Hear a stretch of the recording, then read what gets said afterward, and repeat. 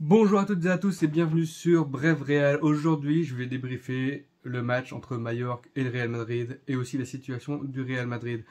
J'ai pris du temps parce que je voulais pas réagir à chaud, parce que j'avoue que la défaite contre Mallorca m'a irrité un peu, mais bon, voyons voir ce qui s'est passé. Au début, ça a commencé par l'échauffement. Courtois se blesse, donc on sait maintenant pour 3 matchs, il va revenir pour Liverpool, enfin il va essayer de revenir pour Liverpool.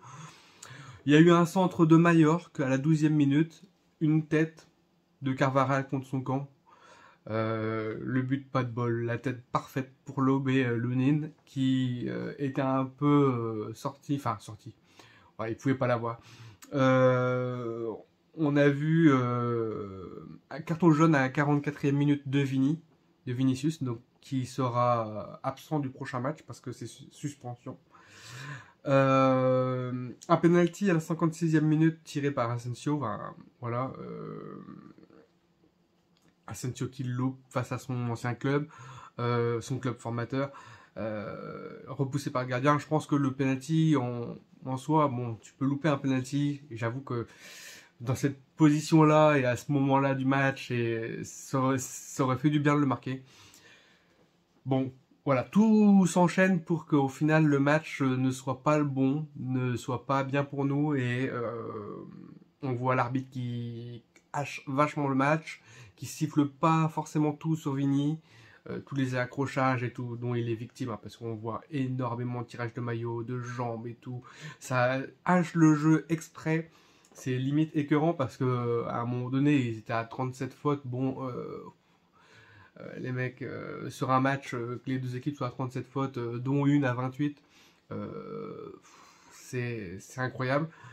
Il a quasiment failli avoir un but du 2-0, hein, rattrapé par Carvajal qui a fait une course monstrueuse pour pouvoir reprendre le ballon dans les jambes à la 85e minute.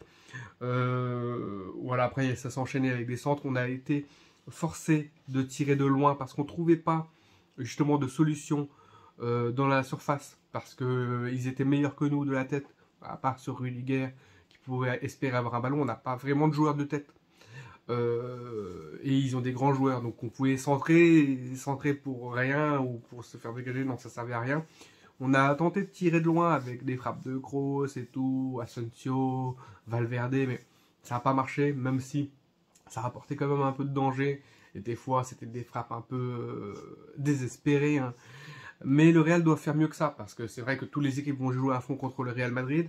On voit qu'on a beaucoup de blessés, beaucoup de blessés. Ben, il y en a qui reviennent, genre Chouameni, mais ça suffit pas. Ça suffit pas, clairement. Euh, Après, le coach, il a fait ce qu'il a pu. Je pense que c'est pas on peut pas reprocher au coach le coaching. Voilà. Cette forme du moment ne peut pas s'expliquer que sur un coaching ou sur un non-recrutement, parce que j'entends certains qui disent oui, on n'a pas recruté, du coup voilà, on aurait eu un apport en plus. Non, c'est pas forcément ça, parce qu'on a vraiment tout au Real Madrid. Autant recruter en été qu'au milieu d'année, parce que c'est vrai que les gros joueurs qu'on va vouloir recruter sont déjà pris en Champions League par les autres clubs, donc du coup ils pourront pas jouer avec nous. Donc mieux vaut attendre de voir les fins de contrat de l'été et recruter intelligemment, de ne pas se précipiter, parce qu'un club qui se précipite pour faire des recrutements, c'est pas un club qui a le pouvoir. En fait, si tu te précipites, tu montres aux autres que tu es dépendant. Si tu le fais avec du calme, comme le fait Florentino Pérez, c'est là où tu as plus de pouvoir et tout. On va voir Bellingham, on va essayer de voir sur l'autre dossier ce qui va en venir. Il y a d'autres dossiers qui sont peut-être en préparation ou ça va être jeté pour l'été prochain.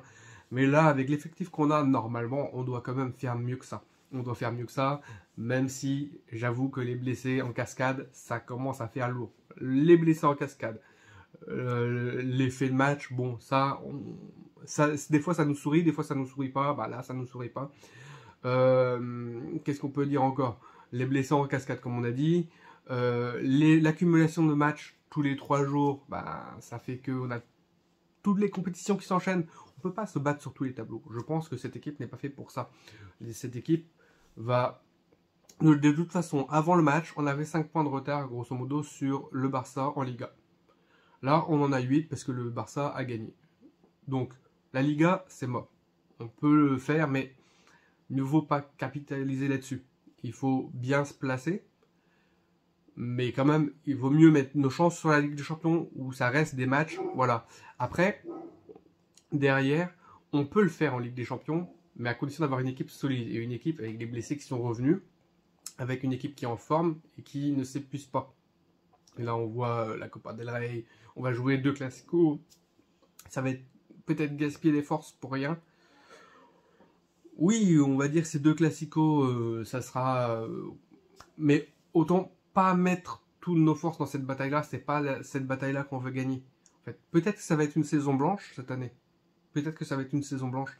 Mais de toute façon, c'est un Real en reconstruction depuis quelques temps. On a eu des trophées, on a eu beaucoup de victoires, on a pris la Liga et tout.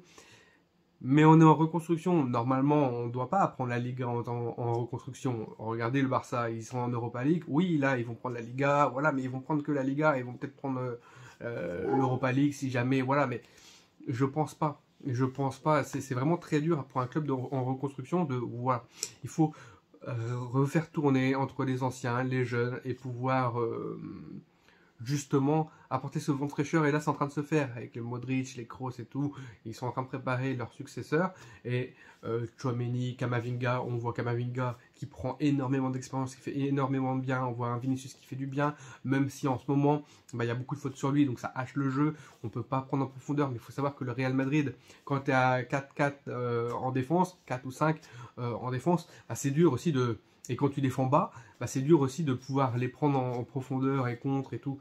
Donc, il faut faire tourner autour et il faut mettre de la vitesse. Valverde, Kroos, on voit que Ceballos, à chaque fois qu'il touche les ballons, il apporte cette vivacité, cette vitesse. On voit que chaque touche qu'il fait, il va le faire avec de la vitesse, de la fluidité. Et c'est ce genre de joueur qu'il faut. Pas un joueur qui prend le ballon et qui la pose et qui tempo. Un joueur qui va faire circuler le ballon plus vite en faisant de bonnes passes. Mais plus tu crées de mouvement, plus tu crées de vitesse, plus ça va demander d'efforts pour défendre aux autres. Et c'est des forces qu'ils n'auront pas pour attaquer.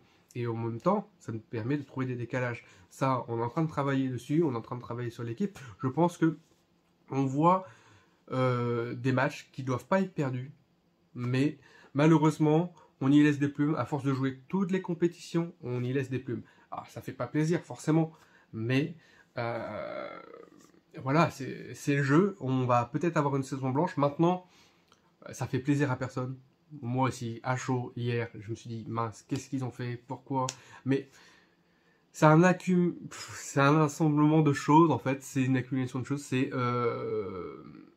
là, sur ce match-là, c'est un but contre son camp évitable. Ce but-là n'aurait pas été pris. On aurait été plus à l'aise pour le match. Un match haché qui nous empêche de dérouler le jeu. Et c'est vrai qu'après derrière, on plante pas le but, mais c'est difficile de s'approcher du but. On a failli prendre le 2e but à un moment donné. Heureusement qu'on n'a pas pris.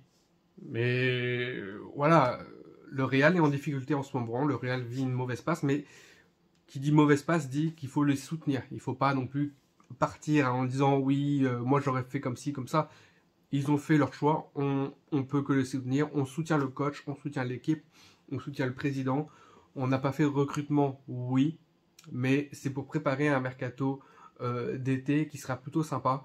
Je pense que mieux vaut pas brûler toutes ces cartouches cet hiver et être trop dans la vitesse et la précipitation. Je pense que le message qu'il faut donner, c'est pas de précipitation. On est en reconstruction, donc c'est vrai qu'on a gagné la Champions League, c'est vrai qu'on est le Real, qu'on a l'habitude de gagner et tout, mais il y a eu des passes où le Real ne gagnait pas, la Champions League ne gagnait pas, voilà, où le Real se faisait éliminer contre Lyon, par exemple. Pour revenir à cette période-là où il est passé pas en Champions League, même pas l'écart, hein. Mais voilà. Donc, on se rappelle de ça, on se rappelle qu'il y a eu des victoires et tout, mais que ça s'est construit. L'équipe qui a gagné 3 Ligues des Champions de suite s'est construite, a pris le temps de se construire. Donc voilà, c'est tout. Cette année, on a peut-être une saison blanche, on va pas partir défaitiste non plus, mais on voit le mieux. Les 2 matchs qu'on a eu avant sont vraiment très bien, sont vraiment très propres, très beaux et très solides. Le match qu'on a vu là, c'est un peu de l'impuissance. Donc c'est vrai que ça fait match. On a fait 2 gros matchs et ça fait que le 3e match là aujourd'hui, c'est un peu un essoufflement. On voit vraiment cet aspect-là. Cet aspect, on manquait de rythme, on manquait de vitesse, on manquait de fraîcheur, on manquait de plein de choses. Mais que veux-tu dire? C'est vrai qu'on joue tous les 3 jours, on a une cascade de blessés, et c'est vrai qu'avec tous nos joueurs, je pense qu'on aurait pu le faire. Tous nos joueurs frais. Mais là, on va demander à Kamavinga de jouer tous les matchs, quasiment. Et Kamavinga va s'user. Et après, est-ce que la Ligue des Champions il va pouvoir la jouer contre Liverpool? Est-ce qu'il va pas se blesser avant? Voilà, c'est ça, il y a pas mal de choses. Il faut faire tourner, mais avec qui, quoi, comment on fait, à quel moment, est-ce que ça vaut le coup? C'est beaucoup de questions qui se posent dans la tête du coach et qui sont pas faciles. C'est pas facile de répondre à ça. Jusqu'à où on peut utiliser un joueur parce qu'il n'est pas forcément dans sa bonne position, il n'est pas forcément dans son élément, donc il doit piocher, il doit être aussi offensif, par exemple Kamavinga, je parle de Kamavinga bien sûr, et aussi défensif. Il le fait très bien, mais ça puise dans ses forces. Et voilà, tous les joueurs, c'est vrai on est le Real Madrid, on est censé pouvoir le faire, mais voilà, c'est une année Coupe du Monde aussi. Donc voilà. Bon voilà, prenez soin de vous. Tchou.